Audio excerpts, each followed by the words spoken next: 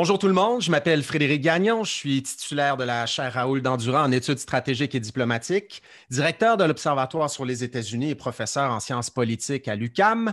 Je vous souhaite la bienvenue à cette 8e table ronde en ligne de la série d'activités de la chaire Raoul Dandurand sur l'élection présidentielle américaine de 2020. La table ronde d'aujourd'hui porte sur le thème des résultats de l'élection, les résultats du duel Trump-Biden. Après une soirée électorale et une semaine électorale qui ont réservé leur lot de surprises, on sait maintenant que Joe Biden sera le 46e président des États-Unis à partir de janvier prochain, à moins d'une grande surprise. On va en parler d'ailleurs aujourd'hui de ce qui s'en vient au cours des prochaines semaines.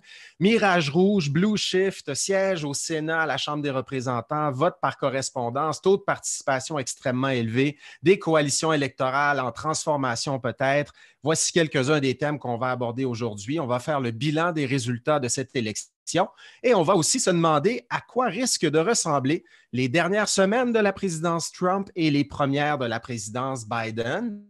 Pour parler de tout ça, on reçoit 5 panélistes aujourd'hui. Je vous les présente sans plus tarder. Vous les connaissez déjà, mais je veux quand même insister sur un certain nombre de points importants que vous pouvez retrouver dans leur biographie extrêmement impressionnante. Ginette Chenard est coprésidente de l'Observatoire sur les États-Unis. Elle a été déléguée du Québec à Atlanta. Elle est autrice du livre Le Sud des États-Unis chez Septentrion. Bonjour Ginette, merci d'être là. Karine Prémont est directrice adjointe de l'Observatoire sur les États-Unis. Elle est aussi professeure à l'École de politique appliquée de l'Université de Sherbrooke et elle vient de publier un nouvel ouvrage avec Vincent Boucher et Charles-Philippe David. Karine, veux-tu nous montrer l'ouvrage qui est tout chaud? Je ne sais pas si on peut le voir à l'écran. C'est un ouvrage qui porte sur les entrepreneurs de politique étrangère au sein de la Maison-Blanche. Tu pourras peut-être nous en dire quelques mots aujourd'hui si tu veux. Élisabeth Vallet est directrice de l'Observatoire de géopolitique à la chaire Raoul Dandurand, professeure en études internationales au Collège militaire royal de Saint-Jean. Elle vient de faire paraître l'édition 2020 de son livre « Comprendre les élections américaines » chez Septentrion. Raphaël Jacob est chercheur à l'Observatoire. Ils sont là, les livres. Il y en a plus qu'un. J'ai parlé de comprendre les élections américaines. Il y a aussi Comment Trump a-t-il changé le monde qu'elle a publié avec Charles-Philippe David. Raphaël Jacob est chercheur à l'Observatoire sur les États-Unis. Son dernier livre s'intitule Révolution Trump.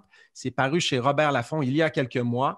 Et c'est l'anniversaire de Raphaël Jacob aujourd'hui. On lui chante bonne fête. Bonne fête, Raphaël.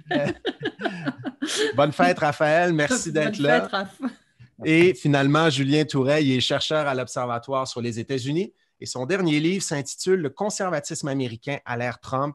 C'est paru aux presses de l'Université du Québec en 2018. Et c'est un livre que Julien a copublié avec Raphaël Jacob. Merci d'être là. Je sais que vous avez peu dormi la semaine passée. Vous avez travaillé extrêmement fort. Et c'est un bonheur pour moi de vous retrouver pour cette table ronde où on va analyser ces résultats de l'élection. On va faire 2 tours de table aujourd'hui et je vais commencer par une question toute simple, mais qui ne l'est peut-être pas finalement. Comment expliquez-vous ces résultats et qu'est-ce que vous retenez de ces résultats et qu'est-ce qui a fait la différence selon vous? On va commencer à mettre le doigt sur certains éléments importants à retenir pour comprendre ce qui s'est passé mardi et dans les journées qui ont suivi. Je commence par Élisabeth. Moi, j'irais peut-être avec le taux de participation. C'est un record, c'est extraordinaire. La mobilisation de part et d'autre et la mobilisation d'électeurs qui n'avaient pas voté en 2016 est importante. Alors moi, peut-être pour faire court, puis pour laisser de la place à tout le monde, j'irais vraiment avec ce taux de participation record, puisque ça laisse supposer pour les 2 courses sénatoriales qui vont être ouvertes en Géorgie, le 2e tour en fait des sénatoriales, parce que je ne sais pas vous, mais moi j'ai déjà reçu des informations, des publicités sur le financement et le soutien à ces 2 courses-là. Donc, si ce qui s'est passé au niveau national le 3 novembre se répercute en Géorgie le 5 janvier, ça va vraiment être quelque chose d'intéressant. Fred, tu me diras, mais moi, je pense qu'on n'a jamais vu 2 courses au Sénat prendre une telle ampleur. En fait, c'est le succès de ta thèse de doctorat.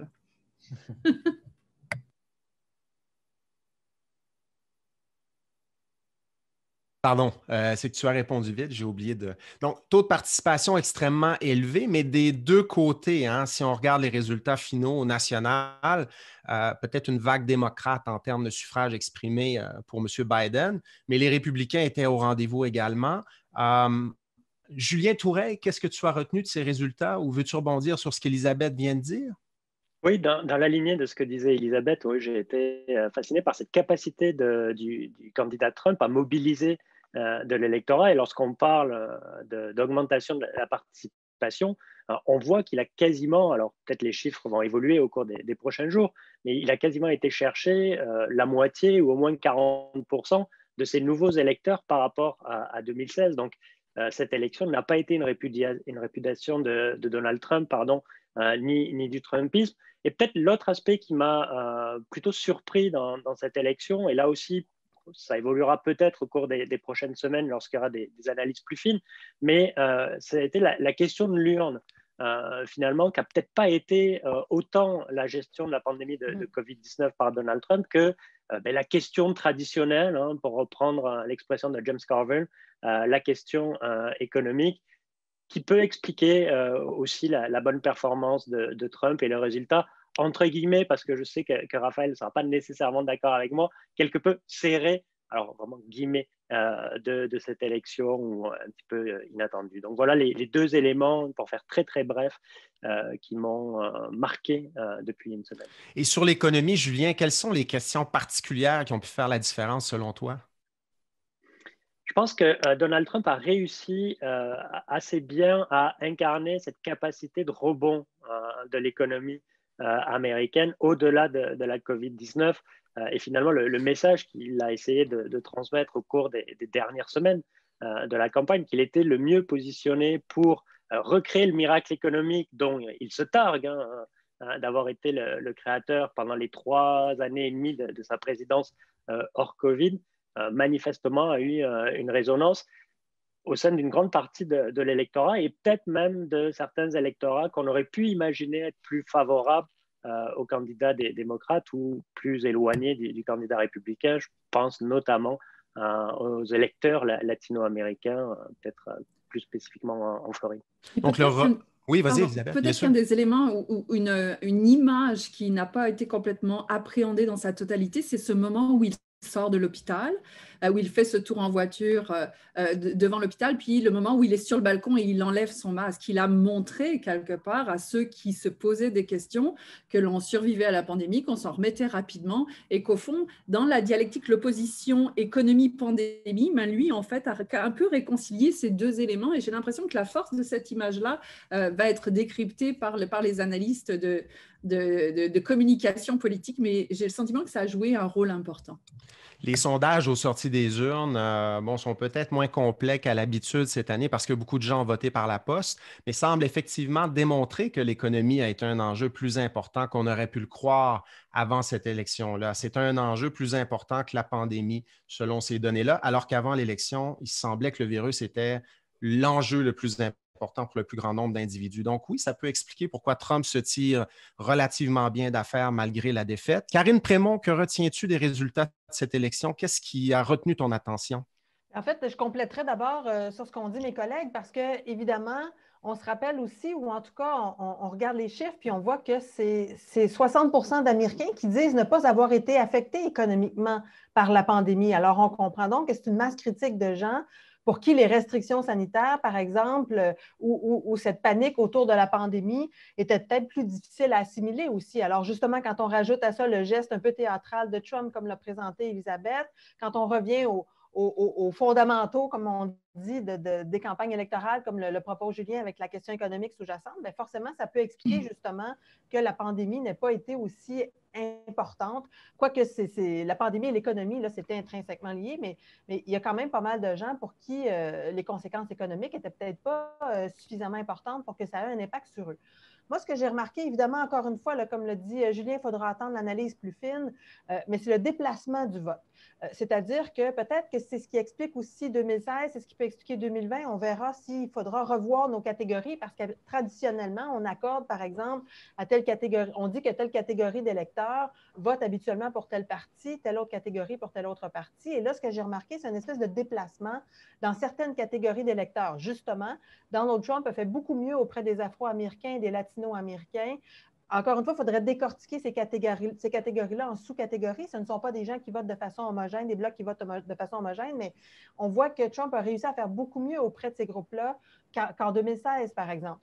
On a vu le vote des hommes blancs se diriger un peu plus vers Biden plutôt que vers Trump. On a vu les gens qui n'ont pas de diplôme postsecondaire se rapprocher de Biden aussi. Donc, on voit qu'il y a des catégories de personnes qui n'ont pas voté comme ces catégories-là votent d'habitude. Alors ça pourrait expliquer peut-être justement la répartition des votes et le fait que les résultats ont été peut-être de prime abord, parce que je ne suis pas sûre justement que ça a été si serré, mais de prime abord, les disparités entre ce qu'on a vu lors de la soirée du 3 novembre et les résultats qu'on a aujourd'hui.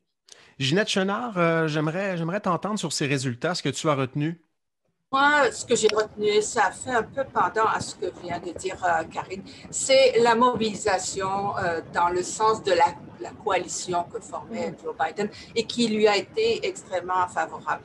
Coalition, je regarde surtout le rôle des femmes et le rôle des jeunes. D'abord, les femmes dans les groupes minoritaires, 91% des femmes afro-américaines ont voté pour Joe Biden. 70% des femmes latinos ont voté pour Joe Biden. 68% des jeunes asiatiques, des femmes asiatiques ont voté pour Joe Biden. C'est pour moi un message très clair. Mais si j'ajoute à ça le vote des jeunes, on a beaucoup parlé des millénaires et la génération qui suit. Quand on regarde la tranche d'âge de 18 à 29 ans, c'est le groupe qui a le plus voté en faveur de Joe Biden. 62% des jeunes et des nouveaux électeurs aussi, parmi eux beaucoup, et des nouveaux arrivants aussi, mais 62% des jeunes de cette tranche d'âge ont voté pour Joe Biden. À l'inverse, 51% ont voté pour Donald Trump parmi les plus âgés, donc 65 ans et plus. Pour moi, cette mobilisation des femmes et cette mobilisation des jeunes est extrêmement percutante parce que c'est un message. Le statu quo, en ce qui concerne les problématiques des groupes minoritaires, c'est fini. Nous lançons un signal d'alerte aux partis et parce que nous voulons du changement. Donc, pour moi, c'est très significatif parce qu'il y a des enjeux qui n'ont pratiquement jamais été discutés pendant la campagne. On parle de justice sociale, on en a parlé en grands termes, mais en termes de programmes vraiment qui ciblent vraiment la communauté latino, la communauté afro-américaine, on n'en a pas beaucoup parlé, même au sein du Parti démocrate. Et pour moi, c'est un signal d'alerte.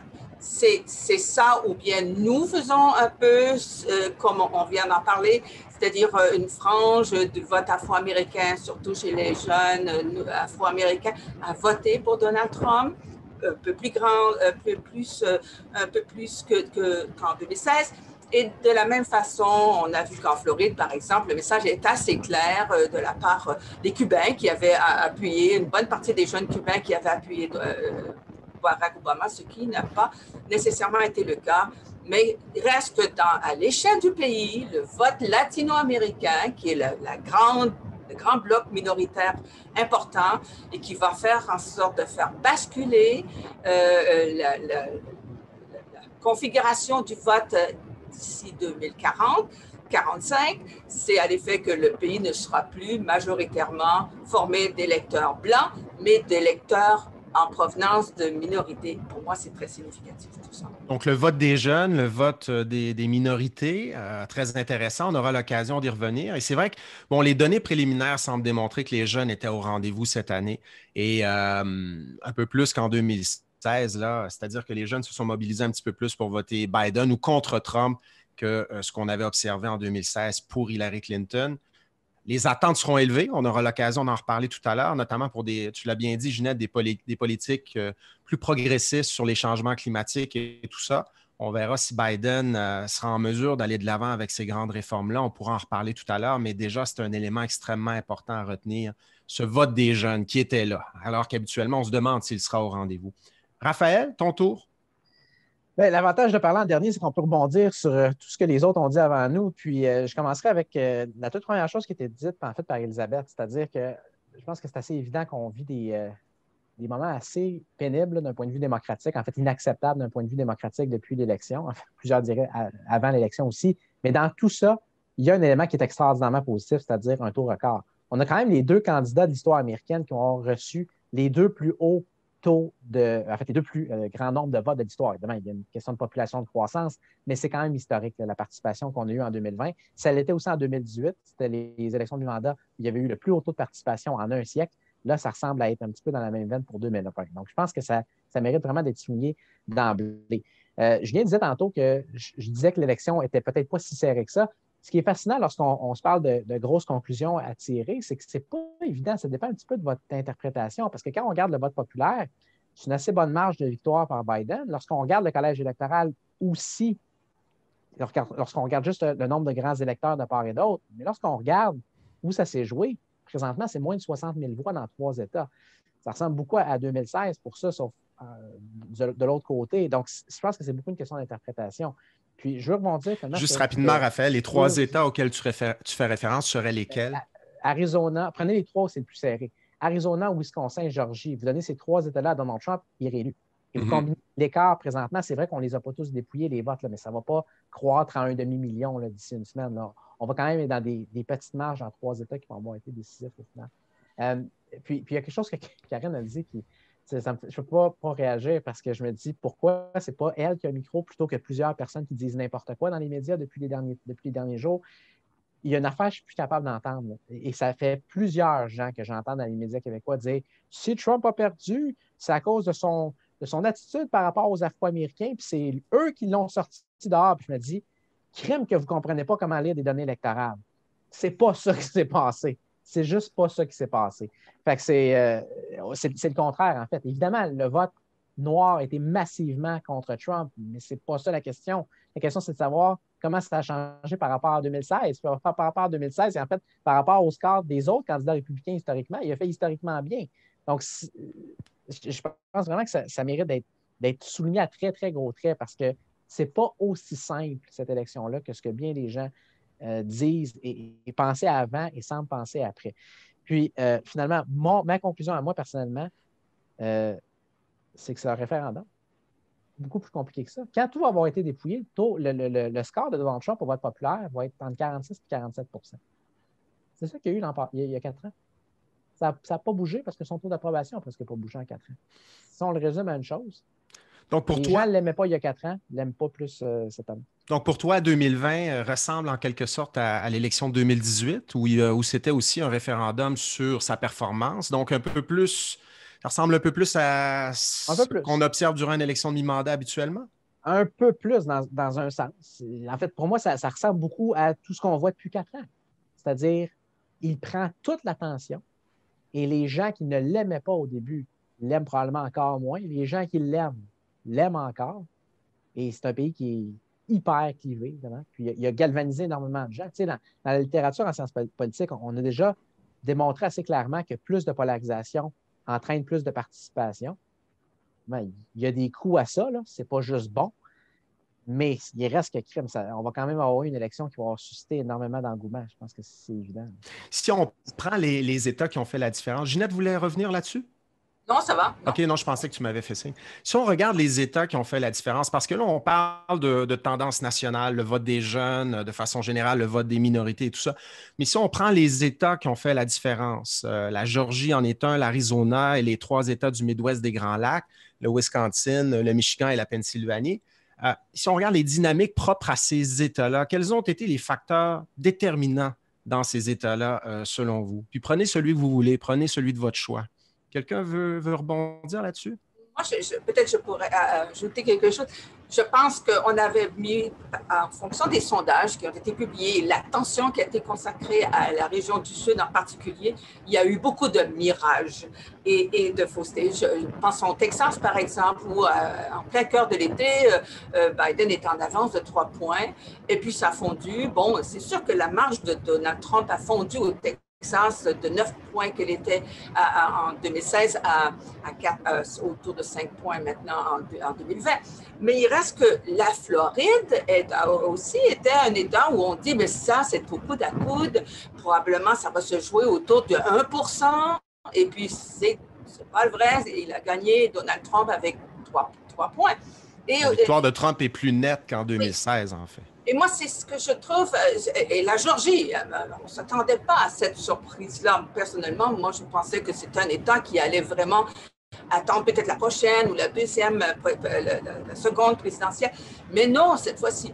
Mais c'est fragile, c'est extrêmement fragile. Donc, et puis en plus, la Caroline du Nord. La Caroline du Nord, c'était là où, personnellement, je croyais vraiment qu'un sénateur allait finalement être élu dans cet État-là. Peut-être pas la présidentielle, mais un sénateur. Eh bien, tout a floppé. Hein. En Caroline du Nord, ça a floppé encore plus en Caroline du Sud, alors qu'on disait égalité au coude à coude. C'était sous-estimé, vraiment. C'était vraiment sous-estimé la puissance du vote conservateur et républicain dans toute cette région-là, alors qu'on a tellement parlé du Sud, on a tellement parlé comme un changement, et moi-même, j'y ai cru sur la base de beaucoup de sondages, mais c'était beaucoup un mirage, à mon avis.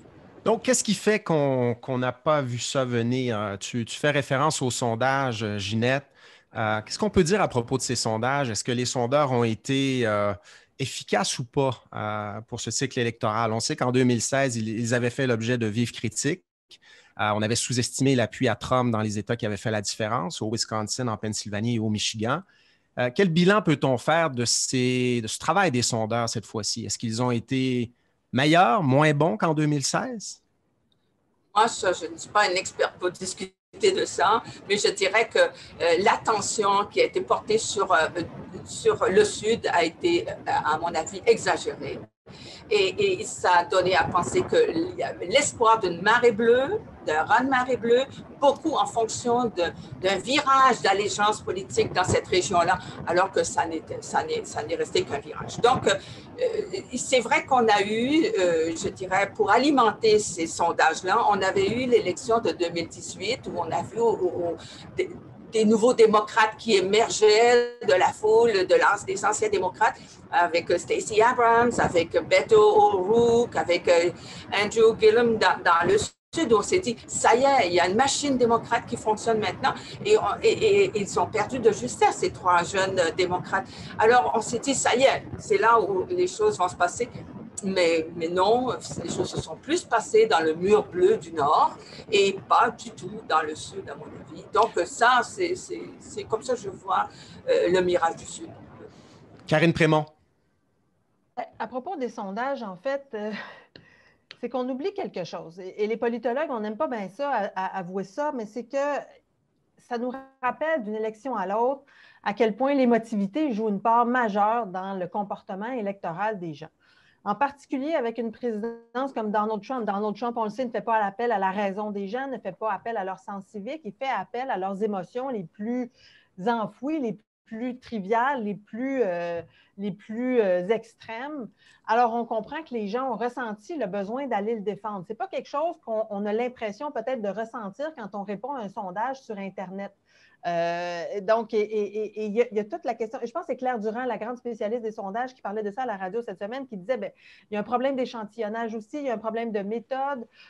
Donc, faire des sondages par Internet, c'est peut-être pas l'idéal, qui répond à ça. Donc, il y a tout ça. Mais il y a aussi le fait que moi, quand je réponds à un sondage, et on le voit la différence entre quand on analyse la politique américaine et quand c'est le temps, nous, d'aller voter dans nos élections à nous. Alors, on serait bien en peine, je pense, d'analyser aussi froidement nos comportements électoraux quand c'est le temps, nous, d'aller voter. Et je pense que dans l'élection 2020, on a sous-estimé, encore une fois, cette émotivité-là qui est fortement attachée à la personnalité de Donald Trump. Les démocrates ont fait contre mauvaise fortune bon cœur en votant pour un candidat qui les laissait plutôt tièdes dans la plupart des cas parce qu'ils avaient cet objectif de mettre Trump à la porte, mais les gens de Trump se sont sentis attaqués dans leurs émotions, d'une certaine façon. Je l'explique peut-être pas très bien, mais j'espère que l'idée, elle est claire. Donc, moi, j'ai l'impression que c'est ça le problème des sondages, c'est que cette part d'émotivité qui est liée fortement à n'importe quel exercice du droit de vote, notamment depuis que cette polarisation elle est si forte, on le sait, la polarisation a fait en sorte que notre appartenance politique est devenue une question d'identité. Ce n'est pas juste une case qu'on coche de temps en temps, ça fait partie de nous. Alors, forcément, quand on sent que cette identité-là, elle est attaquée par l'autre partie, on réagit. Donc, j'ai l'impression que cette partie-là, on ne peut pas l'analyser dans le sondage, on ne peut pas la mesurer autrement. Et c'est ça qui fait que les résultats sont un peu plus volatiles. En tout cas, c'est l'explication que j'ai à ce stade-ci du processus. Merci, Karine. Raphaël, veux-tu revenir sur les sondages? Je sais que tu en as parlé beaucoup ces derniers jours. Oui, parce que les sondeurs se soient trompés, c'est une chose, là. Puis je pense que c'est une chose qui doit être soulignée parce qu'ils se sont trompés. Il y a une espèce de déni présentement de la part de certains sur les médias sociaux, comme quoi, ben non, c'est pas si pire. Dans le fond, quand on regarde ça, ils ne sont pas complètement off. Quand on va avoir fini de compter, ils vont être proches. Non, ils ne vont pas avoir été proches. C'est catastrophique dans certains États. Le Maine, pour moi, c'est le symbole ultime là, de l'échec cette année. Là. La course sénatoriale au Maine. Susan Collins, là, elle était en moyenne 8 points en arrière. Il n'y a pas un seul sondage, pas un, depuis le début de 2020 qu'elle mettait à égalité ou en avance. Elle a gagné par presque 10 points. Ça n'a aucun bon sens. Et là, on se parle de sondages qui datent de quelques mois. Prenez la course présidentielle, par exemple, au Wisconsin. Une semaine avant l'élection, sondage ABC, Biden par 17 points. Ça a fini par moins d'1. C'est que ce n'est pas des petites erreurs, là. Et que ça soit survenu 4 ans après la débâcle qu'on a eue. Il y a ça. Fait que ça, je pense qu'il faut l'établir. Ça a été épouvantable. Maintenant, est-ce que c'est difficile de sonder? Oui, c'est difficile de sonder. Personnellement, je ne lancerai pas toutes mes pierres aux sondeurs. C'est super difficile, notamment à cause, je pense, de ce que Karine dit. Aussi parce que c'est une industrie qui est en crise depuis longtemps, parce qu'il y a de moins en moins de gens qui répondent. Les taux de participation, Karine dit qu'elle parle de quand elle répond au sondage. Bien, si elle répond au sondage, elle fait partie d'à peu près 3 % de la population qui répond au sondage. Les gens ne répondent pas. Fait que c'est beaucoup plus difficile. Là, je n'entrerai pas dans tous les détails techniques, mais il faut pondérer. C'est super difficile. Fait que si j'ai comme un reproche à faire, ou j'ai un problème avec ça, ce n'est pas les sondeurs. C'est les gens qui les utilisent et qui ont eu une espèce d'attitude de condescendance envers, et Frédéric et moi, on en a parlé beaucoup dans le dernier mois avant l'élection, des types comme le président de la firme Trafalgar, qui allait dans les médias, mettait sa tête sur le bio, disait, écoutez, les erreurs qu'on a faites en 2016, ils n'ont pas été corrigées. On le sous-estime, le vote de Trump. Puis la réaction de tellement d'analystes et de commentateurs qui sont très, très largement cités dans les médias, c'était de discréditer ce type-là. C'est un coucou. Il est partisan, tout ça. Il est partisan. Alors qu'en 2016, il y avait vu juste, c'est ça. Exact. Et c'est vrai que c'est un partisan, c'est un sondeur républicain. Ça ne veut pas dire qu'il avait tort. Puis en 2020, il a encore eu raison. Donc, il y a un examen de conscience qui devrait être fait que, présentement, malheureusement, je ne vois pas. Mais ce n'est pas juste les sondeurs, c'est les gens qui les utilisent et qui discréditent tout ce qui n'est pas sondeur traditionnel, qui se sont complètement plantés cette année. Élisabeth, je te voyais faire signe de tête. Voulais-tu rebondir là-dessus? Moi, j'ai appris qu'on ne contrariait pas un homme intelligent. Oh! Non, en fait, je sais que je peux contrarier Raphaël, mais là, je suis complètement... avec lequel je m'entends très bien et que j'aime beaucoup. Et non, je suis totalement d'accord avec lui. Je pense qu'il y a les médias, globalement, parce que c'est aussi ce dont on parle et beaucoup ce dont on parle, ont un travail à faire. Ils ont joué le rôle de porte-voix pour Trump pendant longtemps. Ils ont endossé les sondages aussi, mais je pense que le rôle de porte-voix et le fait que ça aura tout pris, et ça aura pris que finalement, il descende un petit peu de son piédestal pour que 3 chaînes décident de couper en plein milieu d'une conférence de presse, enfin, que ça aura pris que Biden ait gagné, et vraiment gagné, on pourra parler de la suite, pour que Fox décide de débrancher une conférence de presse de son attaché à la Maison-Blanche. Il y a une responsabilité à avoir quand on tient le porte-voix de quelqu'un qui professe des idées dangereuses. Il y a une responsabilité partagée et dans un certain nombre de conflits dans le monde, on a considéré que ceux qui tenaient le porte-voix étaient parfois co-responsables d'exactions importantes. Et je pense que c'est, à un moment donné, il faut nommer un chat un chat. Il y a des co-responsabilités dans la société américaine et à l'international, et il va falloir les assumer. Julien Toureille, je te laisse l'occasion de rebondir sur ce qui a été dit. Tu as été un petit peu plus discret, puis je terminerai mon premier tour de table avec toi. Je rebondis sur ce qu'évoquait Karine sur l'émotivité. C'est vrai que c'est quand même quelque chose d'assez fascinant dans ce cycle électoral-là et de voir. Alors, je pense que Biden a essayé de parler à l'émotivité de la population américaine en parlant de guérison, de l'âme du pays, mais on voit encore que Donald Trump parvient à capitaliser sur ces craintes très, très profonde de la société américaine. Puis, c'est quand même son génie politique.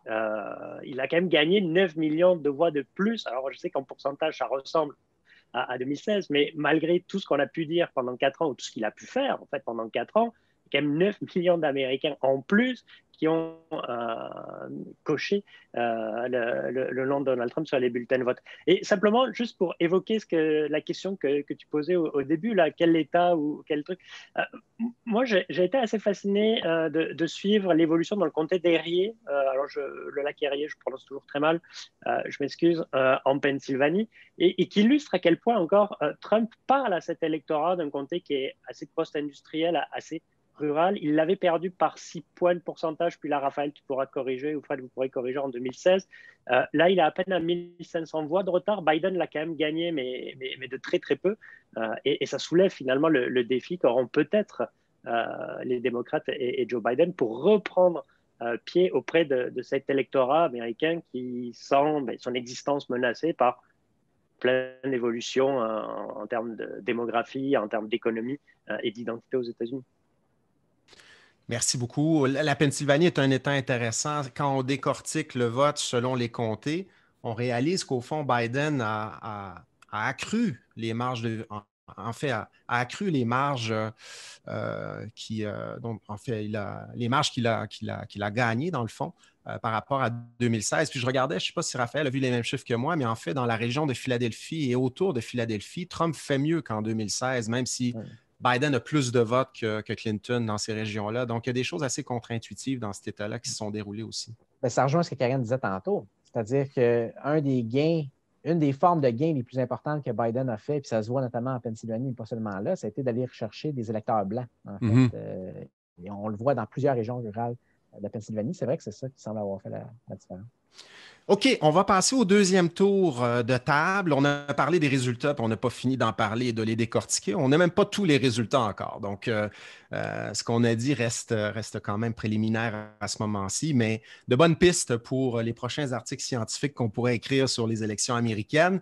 Parlons des dernières semaines de la présidence Trump et des premières semaines de Biden à la Maison-Blanche. On devrait s'attendre à quoi? On parle beaucoup de cette tentative de Trump de montrer, d'illustrer, de prouver qu'il y a eu des fraudes électorales. Il y a des batailles juridiques à venir. Il essaie de recueillir de l'argent pour mener ces batailles juridiques. On se demande comment va se dérouler la transition et à quoi ressembleront les premières semaines du mandat de Biden, parce qu'on n'a pas parlé de ces résultats-là, mais les démocrates ont quand même perdu des sièges à la Chambre des représentants. Et Elisabeth le disait, la majorité au Sénat, en fait, ça va se jouer dans 2 élections sénatoriales en Géorgie qui vont se dérouler au début janvier. Les démocrates auraient besoin de ces 2 sièges-là pour être majoritaires au Sénat, mais pour l'instant, on se dirige vers une situation de cohabitation à Washington. Si le Sénat reste républicain, Biden devra composer avec un Congrès qui n'est peut-être pas toujours favorable à ses projets, et notamment à ses projets les plus à gauche. Donc, à quoi ressembleront les dernières semaines de la présidence Trump, les premières de Biden à la Maison-Blanche? J'ai envie de commencer par Ginette. Alors, je dirais que comme beaucoup de gens, présentement, on a tous la Géorgie en tête et c'est à la fois important pour l'équipe Trump qui est maintenant, je dirais, comme en train de faire son chant du cygne puisqu'il a perdu des plumes pendant cette élection-là en ce qui concerne, parce que c'est la fin du trumpisme finalement.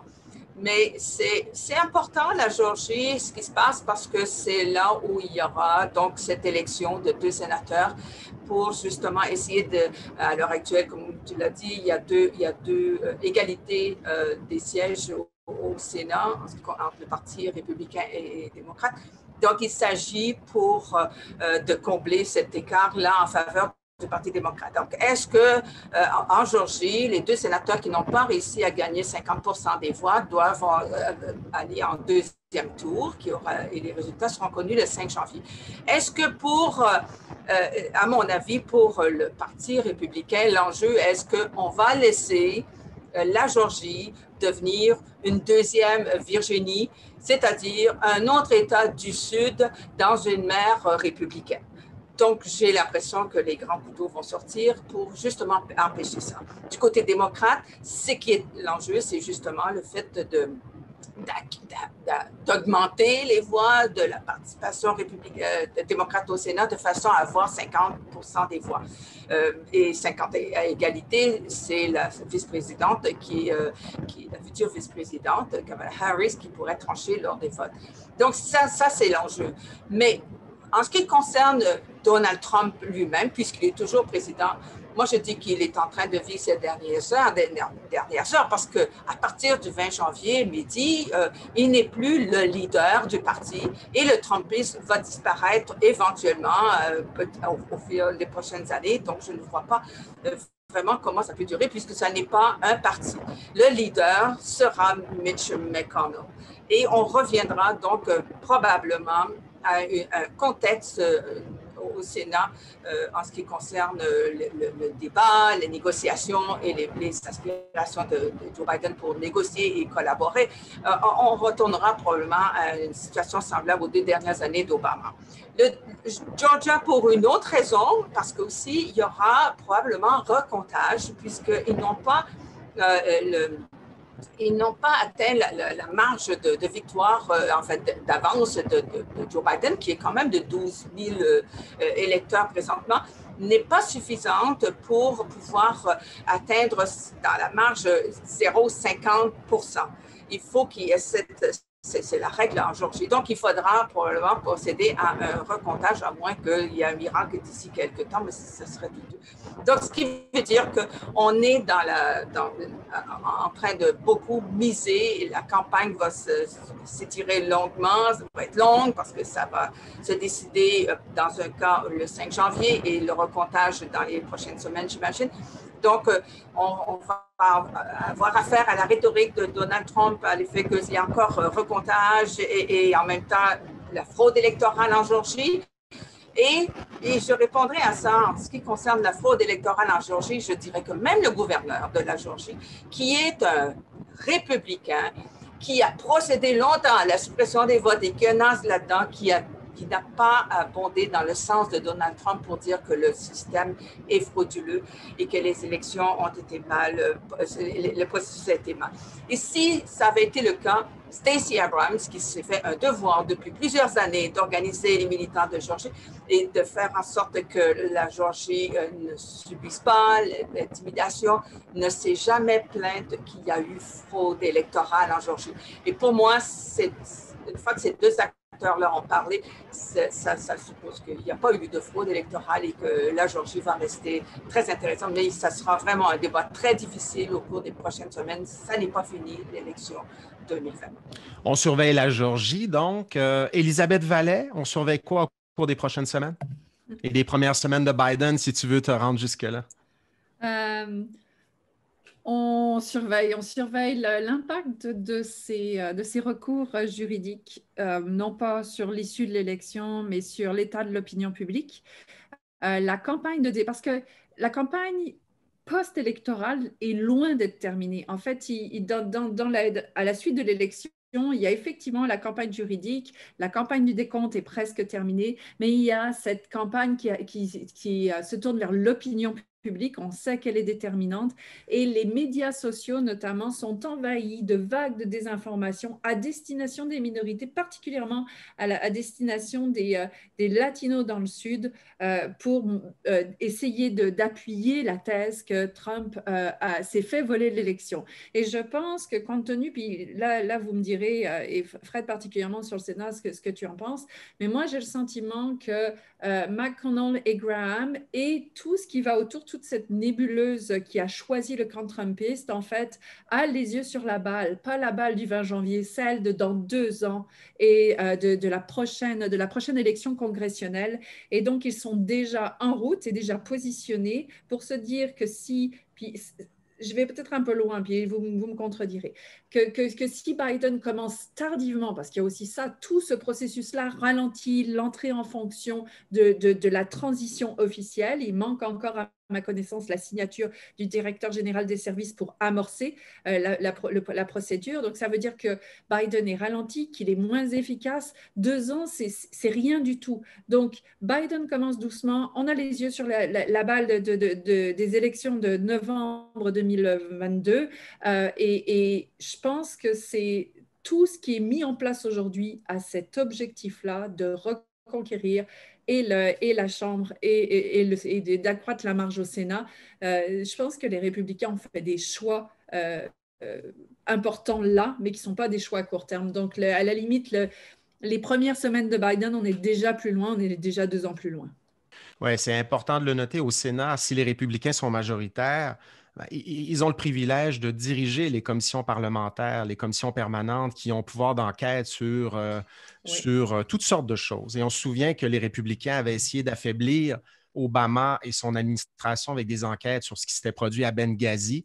On a l'impression que cette histoire de fraude, de prétendue fraude électorale pourrait devenir le Benghazi des républicains pendant 2 ans, où on essaie d'utiliser ça pour miner la légitimité d'un président Biden qui n'arrive pas en position de force en raison de cette situation de cohabitation.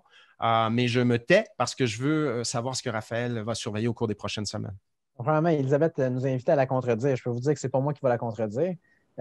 Et pour ce qui est de le parallèle, Fred, avec tout le respect avec Benghazi, la différence, c'est qu'à Benghazi, s'était passé quelque chose. Est-ce que c'était ce que les républicains du Congrès décrivaient? Peut-être pas, mais il y avait quand même eu quelque chose de grave qui s'était passé.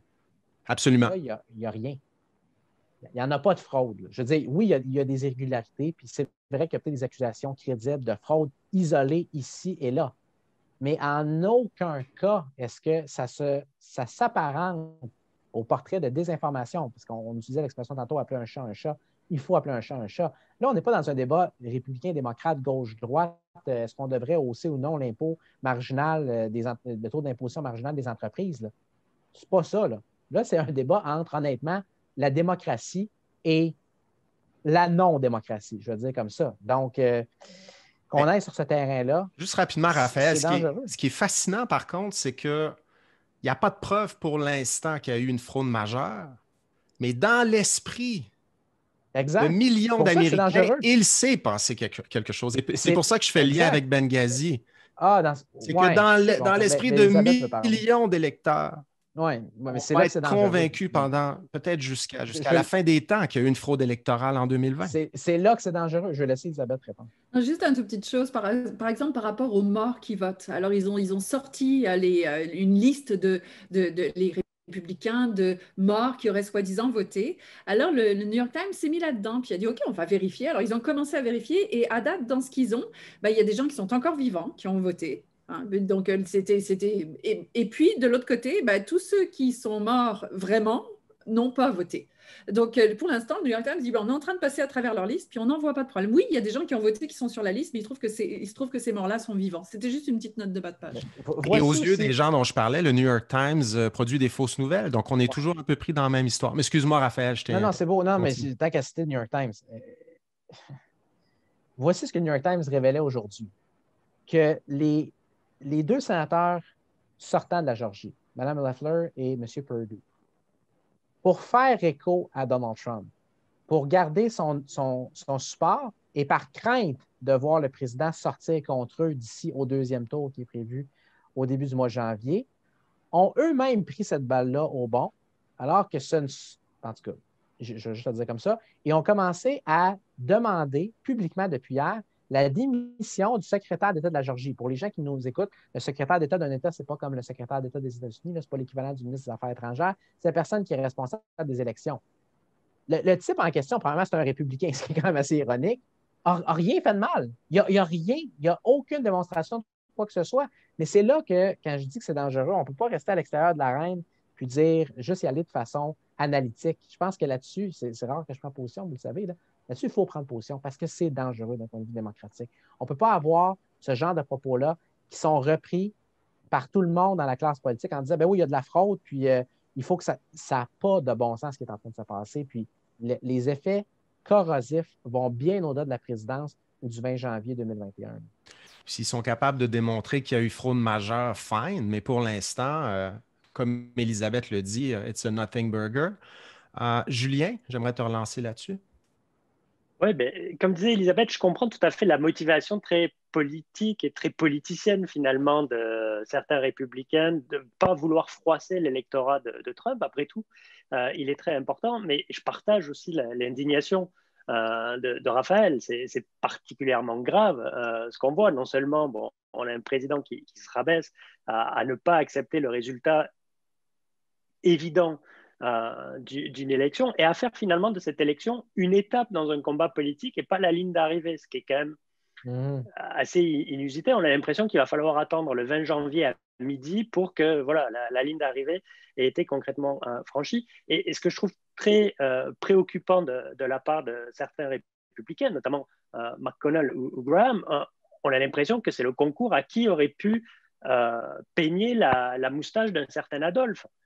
Finalement, jusqu'à quel point ils sont prêts à aller dans le dévoiement de ce qu'ils pensent être la grandeur démocratique de leur pays pour faire plaisir à quelqu'un qui représente, oui, un poids politique important, qui a une influence politique importante. Et ça me fâche, en fait, voilà, je vais appeler un chat, ça me fâche, ça me préoccupe. Il y a quand même deux éléments qui me rassurent là-dedans, un petit peu, c'est que malgré tout, la population américaine, même si bon, les électeurs de Trump ont le sentiment de façon très nette qu'il y a quelque chose qui s'est passé, ne sont pas encore tombés dans la violence. Alors vous allez peut-être me dire qu'il faut attendre et que ça peut peut-être arriver, mais on a l'impression quand même que les Américains sont beaucoup plus attachés à leurs institutions démocratiques et à œuvrer de façon pacifique.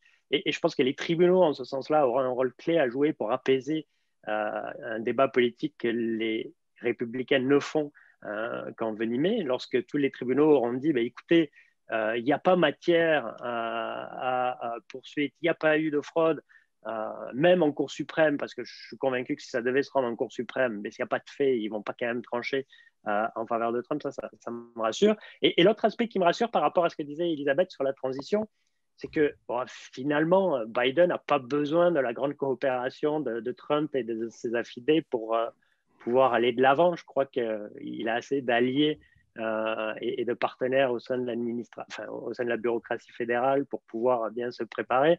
Et ce qui me rend assez optimiste à cet égard-là, c'est la conférence qu'il a donnée hier sur la COVID-19.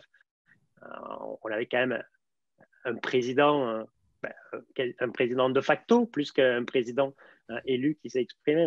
Donc cette capacité peut-être à s'organiser, à avoir les rênes du pouvoir lorsqu'il sera pleinement investi, me préoccupe pas trop. Ce qui m'embête un peu, c'est que sa marge de manœuvre, elle sera nulle parce qu'ils auront raté leur tiercé, les démocrates, probablement, et qu'ils ne pourront pas aller de l'avant.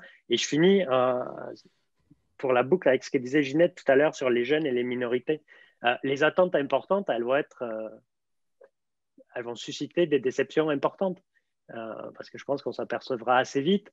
Et Elisabeth parlait de 2022, mais même avant, on s'apercevra très vite qu'une administration Biden, d'un point de vue de politique publique, ne pourra pas faire grand-chose. Mais au final, c'est peut-être pas ce qu'on attendait. Il y a toujours les décrets présidentiels. Par contre, j'aurais envie de vous demander qu'est-ce que Biden peut faire grâce à cet outil-là. On peut garder ça à l'esprit. Mais avant toute chose, Karine, j'aimerais t'entendre sur les prochaines semaines, les premières semaines de Biden. Oui, en fait, quelques éléments. D'abord, je vais malheureusement devoir commencer par quelque chose qui me fait de la peine, c'est-à-dire contredire Ginette. J'aime pas beaucoup faire ça, mais quand elle a dit que c'était essentiellement la fin du Trumpisme, moi j'ai une petite réserve là-dessus. Il y a 71 millions d'électeurs à prendre. Hein?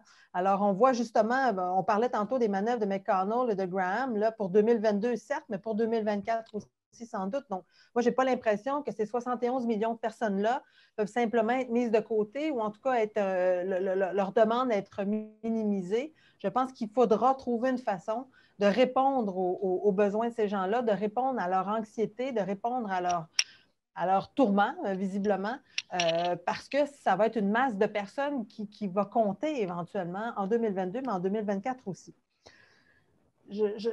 Quand je regarde ce qui se passe à l'heure actuelle, évidemment, je trouve que cette conférence de presse de Rudy Giuliani devant le Four Seasons Landscaping ou Total Landscaping est une parfaite métaphore de cette administration-là.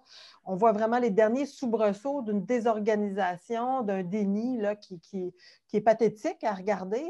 On a rigolé un peu, bien sûr, parce que, bon, comment une telle erreur est possible, comment une telle chose est possible, mais Mais vraiment, ça indique que cette administration-là ne va pas collaborer. Heureusement, comme le dit Julien, Joe Biden est habitué. Il a passé 8 ans à la Maison-Blanche. Il connaît tout le monde à Washington.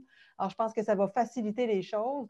Mais je dirais, moi, ce qui va m'intéresser davantage dans les premières semaines du mandat Biden, c'est Kamala Harris, parce que c'est la première femme à atteindre ce niveau au sein de la Maison-Blanche, première femme vice-présidente, première femme racisée, vice-présidente aussi. Et Joe Biden a été un vice-président qui a beaucoup bénéficié de la confiance de son président, des tâches qu'il lui a confiées. Ils ont réussi entre Barack Obama et Joe Biden de créer cette relation de confiance extraordinaire. Alors, j'ai l'impression qu'il va peut-être être tenté de reproduire ça. C'est ce qu'on constate quand on regarde les vice-présidents qui deviennent présidents. On voit qu'ils ont tendance à reproduire le modèle qu'ils ont vécu. Alors, on peut imaginer que Kamala Harris jouera un rôle central dans cette administration-là, d'autant plus qu'elle est déjà, on le sait d'emblée, pressentie pour 2024. Alors, et Biden ne se sentira pas menacé par Kamala Harris. Ce n'était pas le cas, par exemple, d'autres présidents qui avaient des vice-présidents un peu trop ambitieux et qui ne voulaient pas trop leur donner de place pour ne pas leur faire ombrage. Joe Biden n'aura pas ce problème-là avec Kamala Harris. Alors, je pense que vraiment, c'est une occasion unique de regarder la vice-présidence. Moi, ça fait des années que j'essaie de convaincre les gens de l'importance de la vice-présidence et tout le monde rigole. Mais en tout cas, on verra bien cette fois-ci. Mais moi, je pense... On rit plus, là, Karine. C'est fini. La revanche de Karine. Voilà, enfin. Mais tout ça pour dire que pour moi, c'est ça que je vais observer dans les premières semaines, de voir quel sera le travail que Joe Biden va confier à Kamala Harris, comment elle va prendre sa place dans cette administration-là. Moi, c'est ça qui va beaucoup m'intéresser parce que la fin de Trump va ressembler à ces 4 années. Je ne peux pas imaginer que son comportement va être différent. La passation des pouvoirs va se faire envers et contre tous et contre lui.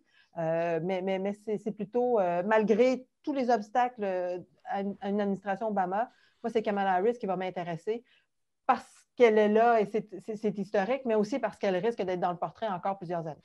Quelqu'un veut rebondir sur ce qui a été dit? Il nous reste quelques minutes pour des interventions additionnelles qui concluraient ce dernier tour de table. Ginette?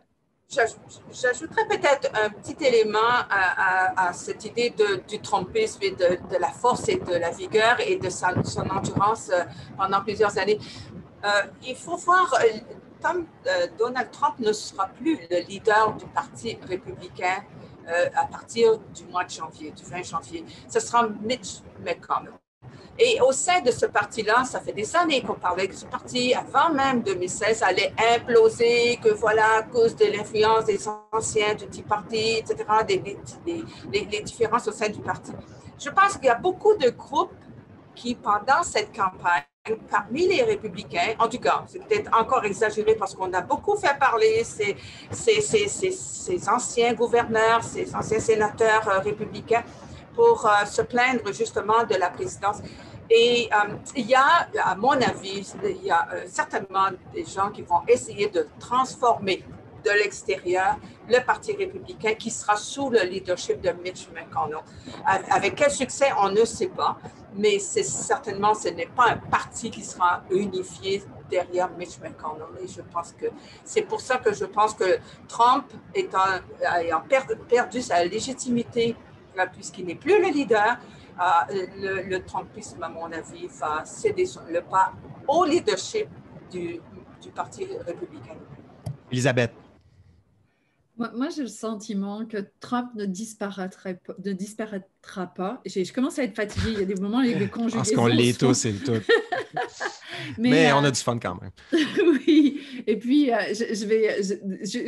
à la fois, je suis d'accord avec toi, Ginette, puis à la fois, j'ai le sentiment que je pense que c'est Vincent Boucher qui récemment disait pourquoi est-ce qu'il ne s'installerait pas Trump à 3 coins de rue de Pennsylvania Avenue pour créer une espèce de Maison-Blanche rebelle. Et j'ai l'impression que... il va être en prison. Pourquoi... Oui. Mais gardez ça pour tout à l'heure parce qu'il y a une question par rapport à ça. Les gens du public se demandent. Mais même s'il était en prison, je pense que tu as encore accès à Internet et probablement aux réseaux sociaux et finalement, ça lui prend juste ça. Et est-ce que ça ne va pas être plus facile pour lui de critiquer une administration aux prises avec la pandémie qu'il lui a laissée Depuis les lignes de côté, moi, il me semble que je suis une très bonne hockeyeuse du Canadien assise dans l'aréna sur les bancs. Mais moi, sur la glace, c'est déjà moins le fun, là. Donc, j'ai le sentiment qu'il est... J'ai vu Ginette réagir. J'ai le sentiment qu'il est encore plus dangereux dans un sens et peut-être encore moins contraint par quoi que ce soit si, justement, les médias acceptent encore de tenir son porte-voix parce que c'est sexe, sang et mensonge, ça fait quand même vendre. Intéressant. Tu te sous-estimes. J'ai déjà vu ton lancer frapper. Il n'est pas piqué, il n'est pas piqué des verres. Je joue pour la gagne. Raphaël, tu voulais rebondir là-dessus? Ou pas? Oui, non, mais rapidement, Elisabeth n'est pas la seule avec laquelle j'ai eu un désaccord à Radio-Canada dans la dernière semaine. La plus grosse prise de bec dans la mesure où c'en est une, ça a été en fait avec Michel Séauger, qu'on salue évidemment, qu'on affectionne tous. Parce que lui disait, sans me dire encore à ce jour, qu'il est convaincu que quand un président perd, il est vu comme un loser, puis c'est fini. Je ne pense pas que c'est vrai. Je suis d'accord avec Elisabeth foncièrement. Parce que ce n'est pas Jimmy Carter 1980 là, qui ne suscitait pas particulièrement d'engouement à la base, qui était disons, une solution de rechange plus qu'autre chose, qui après ça se fait balayer en fait par 40 États sur 50. C'est pas ça. Là. Pour ses partisans, non seulement il a gagné l'élection, parce qu'il a été victime de fraude, mais même factuellement, il va quand même être passé, comme je disais, relativement près d'être élu, puis l'engouement qu'il continue de susciter est énorme. Et c'est aussi le poids que lui-même veut avoir. Quand Carter s'est fait battre, je pense que c'était assez clair, il voulait passer à autre chose. Pas sûr que Trump veut passer à autre chose. Donc, comme Elisabeth le disait, tout ce que ça y prend, puis j'ai ri de la façon qu'elle l'a dit. Je n'avais pas entendu ce que Vincent avait dit, mais je trouve ça très, très comique, même si ça ne l'est pas dans un sens. Ça y prend pas grand-chose, je pense, pour continuer à exercer une influence immense au sein de ce parti-là, puis au sein de la vie publique américaine, qu'il se représente lui-même ou non en 2024. Puis j'ajoute juste ceci rapidement, parce qu'on est tous entre initiés ici. Là. Vous vous rappelez probablement de la période entre 2008 puis 2012 où Sarah Palin, flirtait avec la possibilité de se présenter comme candidate présidentielle. Elle n'a rien fait au final. Elle n'a même pas vraiment passé proche de se lancer dans l'arène en 2012, mais les médias en faisaient une obsession. Puis elle est allée chercher tellement d'attention, puis c'était rien comparé à ce qu'on a présentement. Là. Donc, c'est ça, c'est ce que j'ajoute. Et Sarah Palin, si on doit revenir en arrière puis chercher d'où vient le Trumpisme, regardez le moment qui s'est déroulé entre sa nomination à la Convention républicaine et le mois qui a suivi, et tout son discours est tellement trumpien avant Trump, c'est complètement fou. Donc, si je vous entends bien, il est plus possible que Donald Trump tienne son propre événement en parallèle le 20 janvier prochain, au moment où Biden acceptera la présidence, qu'on ait droit à une rencontre entre Donald Trump Jr. et Hunter Biden à la Maison-Blanche au moment de la passation des pouvoirs. Donc, on verra ce qui se passe le 20 janvier. En attendant, je veux vous remercier pour cette première partie de notre activité d'aujourd'hui. C'était extrêmement intéressant et ça met bien la table pour notre période de questions. On va permettre aux gens qui nous regardent de poser leurs questions. J'ai déjà reçu un certain nombre de questions et si vous voulez poser vos questions, vous voyez au bas de l'écran sur la page où vous regardez le webinaire en ce moment, il y a une section « Poser une question ». Donc, vous posez votre question là. Vous envoyez votre question et nous, on va me les faire parvenir. Il y a des gens qui vont me les faire parvenir, puis je vais essayer d'en poser le plus possible. Il y a beaucoup de gens qui, parce qu'on a parlé du fait que Trump a quand même recueilli beaucoup de votes, qu'est-ce qui a plu à ces électeurs-là si on regarde le bilan de Trump? Quelles ont été les réussites de Trump qui ont permis à ce candidat de recueillir autant de votes à l'échelle nationale? Donc, si on faisait cet exercice-là, quels sont les éléments positifs du bilan de Trump selon les partisans de ce candidat? Et qui l'aurait aidé à obtenir tous ces votes. Karine. J'ai envie de répondre un peu comme tantôt, c'est-à-dire que je ne sais pas quelle est la proportion des électeurs de Trump qui votent pour lui pour son bilan. Dans la mesure où voter pour Trump, c'est éviter les hausses d'impôts, c'est éviter l'intervention du gouvernement, c'est éviter ce que les républicains n'aiment pas généralement. je pense que c'est quelqu'un qui, les gens votent pour lui beaucoup pour sa personnalité. C'est pour ça que j'aimerais ça qu'on décortique le pourcentage, qu'on décortique les raisons de tous ces gens-là, parce qu'ils n'ont pas tous la même raison, mais c'est beaucoup par ce qu'il est, ce qu'il projette, ce qu'il dit, la façon dont il le fait. Mais si on devait regarder absolument le bilan, je pense que c'est la question de la nomination des juges. Je pense que c'est peut-être ça son héritage le plus marquant, le plus durable, le plus évident. À la fois à la Cour suprême, bien sûr. 3 juges à la Cour suprême en un mandat, c'est quand même pas rien. Et dont là-dessus, 2 nominations controversées. Il ne faut pas l'oublier. Kavanaugh, ça a été tout un cirque aussi il y a quelque temps. Mais c'est aussi les juges dans les cours fédérales, notamment dans les cours d'appel fédérales, où là, il a laissé son empreinte, encore une fois, durablement en peu de temps. C'est ça aussi. C'est pas tant. Il y a beaucoup de présidents qui ont laissé une empreinte plus durable que ça, qui ont nommé plus de juges, mais c'était sur 8 ans. Là, on le fait sur 4 ans. Alors ça change dramatiquement le portrait des États-Unis pendant les dizaines d'années à venir. Donc ça, je dirais que pour lui, c'est un objectif atteint parce qu'on se rappelle que c'est notamment pour cette raison-là qu'il avait bénéficié du soutien de certains groupes d'électeurs, notamment les évangéliques, mais aussi pour les conservateurs de tout acabit aux États-Unis, bien sûr. Alors, c'est probablement ça qui est le point le plus marquant. Mais moi, j'ai plus l'impression que les gens votent pour lui pour un ensemble de facteurs dont le bilan n'est peut-être pas nécessairement le plus important. Mais évidemment, mes collègues pourront me contredire gentiment. Quelqu'un va ajouter quelque chose là-dessus? Oui, peut-être. Oui, vas-y, Julien. Brièvement. Je pense que son talent, c'est d'être... Gentiment. Mais très gentiment, parce qu'en plus, je ne contredis pas Karine. Il est peut-être resté lui-même, et c'est ce qui semble avoir plu à son électorat le plus fervent. Il ne s'est jamais présidentialisé, il ne s'est jamais fondu dans le moule de la politique washingtonienne. Il va faire ça jusqu'au 20 janvier à 11h59, manifestement, au point qu'il faudra peut-être le sortir manu militari de la Maison-Blanche. Et ce que les gens son électorat semble avoir apprécié, cette émotivité, encore pour reprendre les termes de Karine tantôt, qui plaît tant. Et ça doit être aussi un enseignement pour et l'administration Biden et ceux qui veulent lui succéder au sein du Parti républicain. Il traduit une forme de rejet des classes dominantes. Bon, c'est assez ironique de la part d'un personnage comme Trump, mais il incarne manifestement ça aux yeux d'une bonne partie d'Américains. Il continuera à le faire. Et ça peut marquer, au même titre que ses nominations dans les tribunaux, l'évolution dans les prochaines années et l'état d'esprit de la politique américaine. Donc, je garderai ça en tête. On a une autre question. Est-ce que je vais la lire. Est-ce que c'est fini pour l'Ohio et la Floride en tant qu'État baromètre? Est-ce que l'Arizona, la Géorgie, le trio des Grands Lacs sont maintenant les États clés de l'élection présidentielle? Donc, la question, en gros, est de savoir si les démocrates peuvent encore espérer gagner la Floride et l'Ohio à l'avenir. Je pourrais peut-être parler au sujet de la Floride. Je pense que la Floride est un État pivot. C'est bon? Oui. Et État pivot par excellence. En fait, c'est un État diversifié qui bascule d'une élection à l'autre. Et l'histoire de la Floride est à l'image de ce qui se passe maintenant, c'est-à-dire un État où il y a eu toujours des factions qui se font et se défont, et c'est au plus fort celui qui gagne. Alors voilà, je pense que la Floride va rester un État pivot, et c'est, à mon avis, le seul dans le Sud, parce que ce n'est pas gagné pour la Géorgie. Je pense qu'il y aura un effort de mainmise sur la Géorgie de la même façon qu'il y a eu cet effort de mainmise après le vote de la Caroline du Nord en 2008 pour Barack Obama. Il fallait stopper l'avance démocrate. Donc, voilà, je pense que le seul État qui restera dans le Sud, en tout cas, et typiquement peut-être à l'échelle du pays, on n'a pas parlé beaucoup de l'Arizona, mais moi, je pense que la Floride sera l'État pivot encore sur lequel les deux partis peuvent compter. Quelqu'un va ajouter quelque chose là-dessus? Raphaël?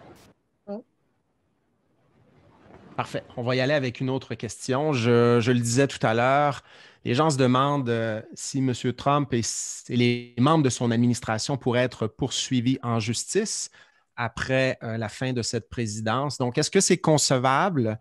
Est-ce que vous croyez que c'est possible? Karine? En fait, il y a tout un débat ces temps-ci sur les médias sociaux, notamment sur est-ce que Trump pourrait bénéficier d'un pardon si jamais il y a crime ou si on devrait plutôt laisser les choses aller. Il y a beaucoup d'historiens qui disent qu'il ne faut pas pardonner si jamais on pense qu'il y a crime parce que ça enverrait le message que n'importe qui peut faire n'importe quoi finalement, que cette impunité-là, elle est pour toujours. Alors, pour guérir vraiment, pour dissuader aussi d'autres gens comme Trump, il faudrait laisser les procédures judiciaires suivre leur cours. Évidemment, ce n'est pas nécessairement le gouvernement des États-Unis, là, il faut le savoir, qui va poursuivre Trump. C'est dans les différents districts, notamment à New York, où il y a déjà des enquêtes en cours concernant les affaires personnelles de Donald Trump. C'est beaucoup là que ça va jouer aussi. Depuis 4 ans, moi, je dis toujours, suivez la piste de l'argent. C'est comme ça que ça va se finir éventuellement. Donc, il peut y avoir des poursuites, bien sûr. Trump, toute sa vie, fait face à des poursuites, en a été l'instigateur, en a subi aussi. Alors, il est bien équipé pour répondre à ça et ça peut durer des années. Mais ce n'est pas impossible. Il faudra voir quel sera le calcul peut-être politique qui sera fait aussi derrière ça parce qu'indubitablement, il y aura un calcul politique derrière ça, peu importe d'où viennent les poursuites. Évidemment, je ne suis pas juriste, là, alors je ne veux pas nécessairement avoir le fin mot de l'affaire, là, mais c'est l'impression que j'ai à l'heure actuelle que c'est possible. Maintenant, il faudra voir quelle sera la volonté politique d'aller au bout de ça. Quelqu'un veut ajouter quelque chose là-dessus? C'est bon, on va passer à une autre question. On l'a posé un petit peu la question, on l'a abordée, mais est-ce qu'il y a moyen de savoir, parmi les 71 millions d'Américains qui ont voté pour Trump, combien sont de fervents partisans de Trump et combien sont en fait des électeurs, des électrices qui étaient surtout motivés à l'idée de voter républicain à cette élection-là? Est-ce qu'il y a moyen de le savoir? Et est-ce qu'on ne surestime pas l'appui à Trump en disant qu'il y a 71 millions de personnes qui ont voté de ce côté-là cette année? Elisabeth. Je pense qu'une des erreurs que l'on fait et que l'on reproduit à l'infini, et on m'inclut, c'est de voir l'électorat en bloc. On parle du bloc latino, on dit en fait le bloc latino est une fiction, le bloc afro-américain en est une aussi de plus en plus. Je pense que c'est la même chose lorsqu'on parle de l'électorat de Trump. On devrait parler des électorats de Trump. Et ce qui fait que ça donne raison à tous les gens qui ont commenté jusqu'à présent. Ginette a raison, le Trumpisme en tant que tel, il y a une partie du Trumpisme qui va disparaître parce qu'il est attaché à ce personnage-là, là où il est. Et puis, je pense qu'il faut vraiment le voir comme un jeu de cartes et chaque sous-électorat de cet électorat prend la carte qui lui convient et s'en satisfait. Je pense qu'il y a des gens qui l'ont fait uniquement pour des raisons économiques. Quelqu'un, un propriétaire d'une petite entreprise qui a besoin de rester ouverte, puis j'en ai dans mon entourage avec lesquels je corresponds en Géorgie, on veut absolument que leur restaurant reste ouvert. Donc, c'est sûr que là, cet homme-là vote pour Trump pour cette raison-là. Il y en a un autre, ça va être parce qu'à la frontière avec le Texas, lui ne voit que le danger de la migration irrégulière. On va voir ceux qui vont avoir dit finalement la pandémie, ce n'est pas un si gros problème, mais je ne me résous pas à voter pour quelqu'un comme Biden. La liste des raisons pour lesquelles ces gens-là ont voté, puis oui, c'est un référendum sur Trump, mais pas que. C'est vraiment, je pense que c'est tellement plus complexe que ça. Et donc, il faut le voir comme un composite, comme une coalition. En fait, il y a le Trumpisme, mais le Trumpisme appartient à une coalition trumpienne, une espèce de nébuleuse qui, comme on en a eu pour Bush, on a un peu oublié, mais Bush avait été élu sur des piliers où il y avait des conservateurs économiques en petites portions, des conservateurs religieux et les néoconservateurs. Les néoconservateurs ont disparu pour un temps, mais le reste est très présent. Et là, on voit l'expansion des conservateurs religieux, mais il faut vraiment le voir comme une hydre à plusieurs têtes, et puis ces têtes se régénèrent, disparaissent, réapparaissent ailleurs. Donc, je pense que le Trumpisme en tant que corps dur existe. La nébuleuse trumpienne, elle, va évoluer.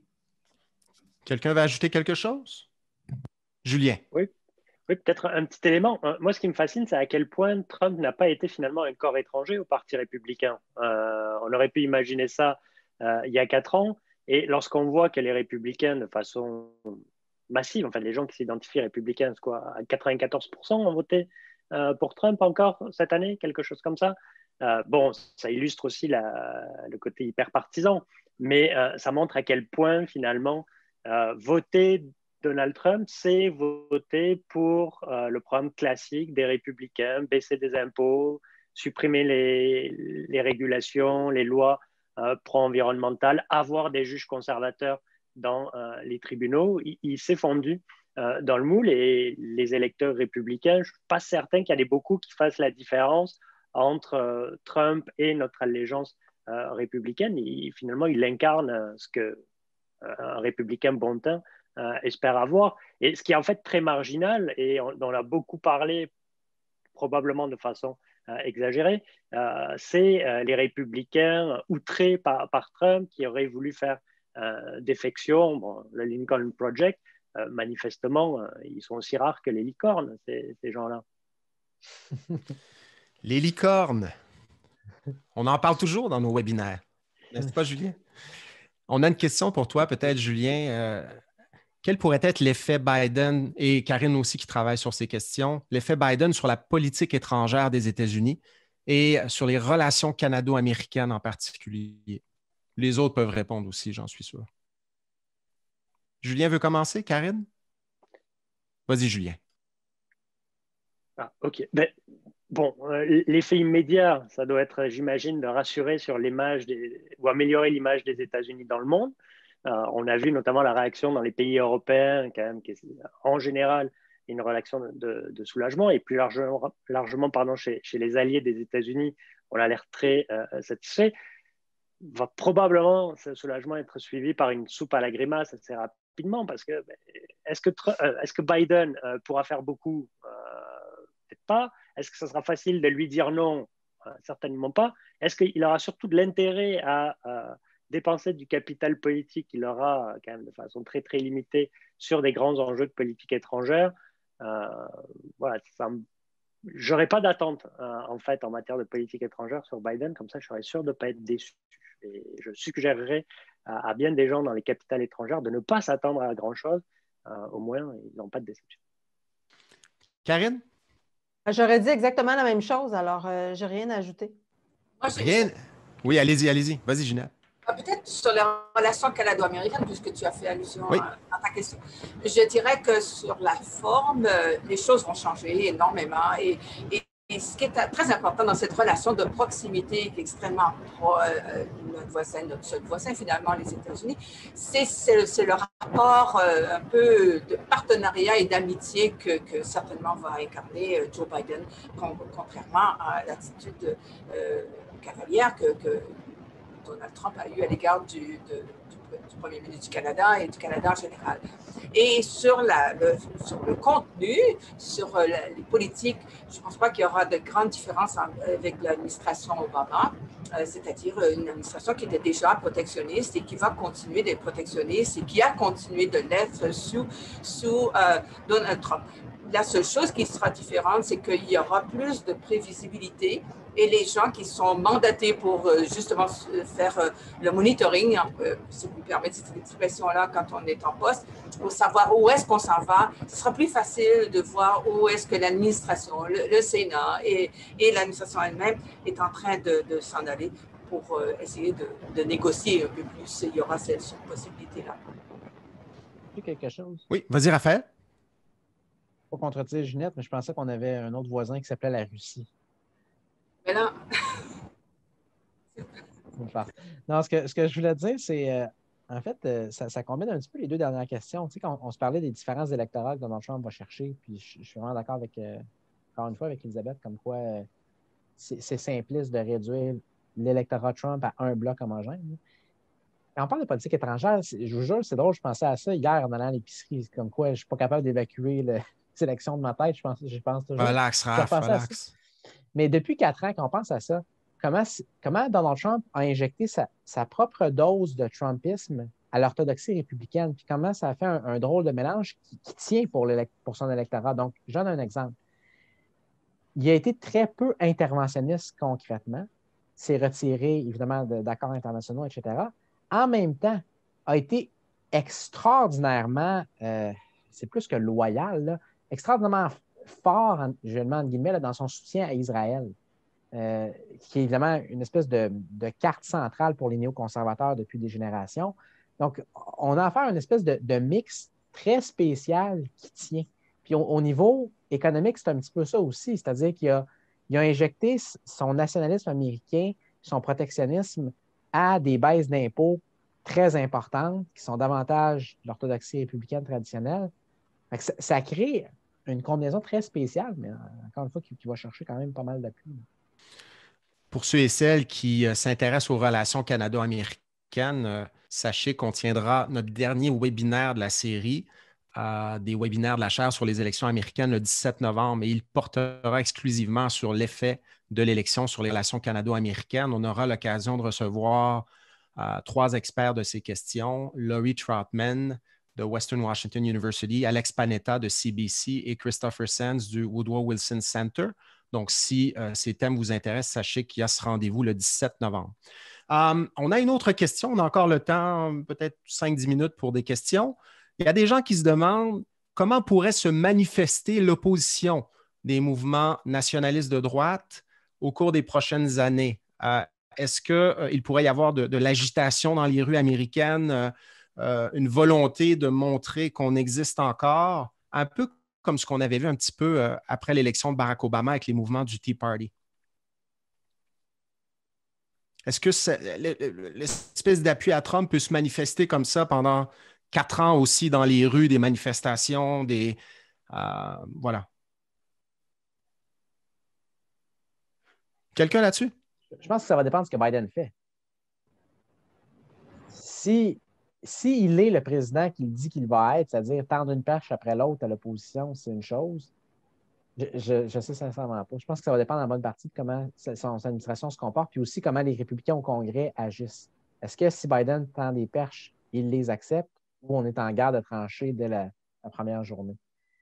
Ce que je dirais, par contre, c'est juste un mot sur la COVID rapidement. Là. Je ne pense pas que c'est ça qui va se produire. Mais si Biden devait devenir, entre guillemets, le président du confinement national, là, personnellement, j'anticiperais un Tea Party 2.0. Le Tea Party, en fait, je pense que ce serait la petite bière comparativement à ce qu'on aurait. Et à cause de ça, je ne pense pas qu'il va faire ça. Mais ça, c'est un scénario dans lequel, clairement, je pense qu'on aurait exactement en fait, le même genre de soulèvement qu'on a eu il y a 12 ans. Il y a des gens qui disent que si on avait eu, dans les gens qui posent des questions, la nouvelle sur le vaccin qu'on a eu hier, juste avant l'élection, ça aurait peut-être fait pencher la balance du côté de Trump. Et il y a des gens aussi qui se demandent si les démocrates ont bien tiré profit des technologies numériques. Alexandria Ocasio-Cortez disait qu'on n'avait peut-être pas assez tiré profit de ça et que ça a pu faire la différence dans certains États clés de l'élection. Pensez-vous que le Parti démocrate a bien fait sur ce plan, si vous avez regardé ça de près, ou est-ce qu'on a mené une campagne électorale plutôt classique, finalement, qui a pu coûter aux démocrates certaines victoires importantes dans des États clés de l'élection, ou sur le plan communautaire, au sein de la communauté, on n'a peut-être pas rejoint autant les électeurs qu'on aurait pu le faire?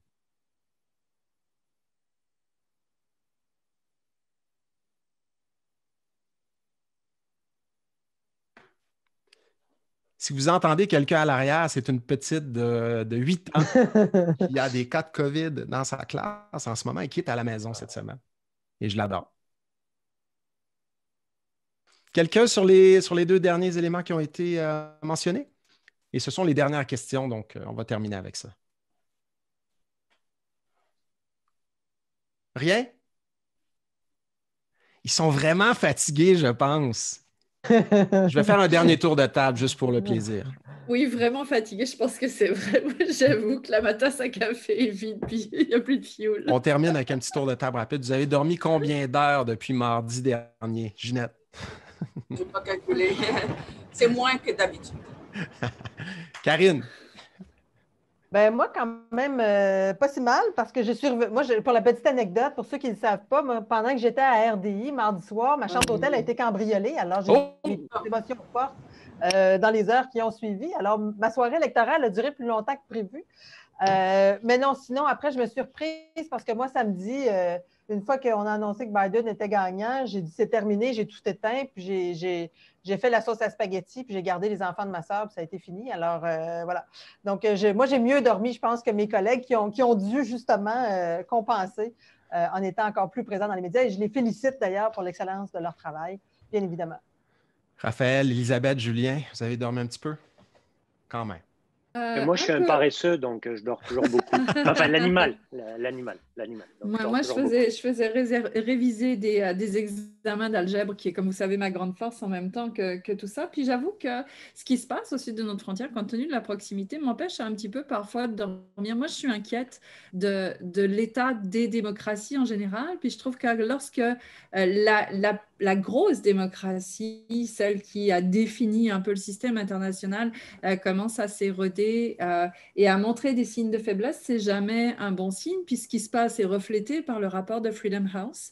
Donc, il y a des fois où, oui, ça me réveille ponctuellement. J'ai grandi à la frontière franco-suisse, à un endroit où les stigmates et la mémoire de ce qu'un conflit pouvait faire sur les populations, la polarisation qui était liée à ça, est pour moi quelque chose qui résonne particulièrement. Donc, toute fragilité de la démocratie fait appel probablement à des histoires de mon enfance, mais qui m'ont marquée.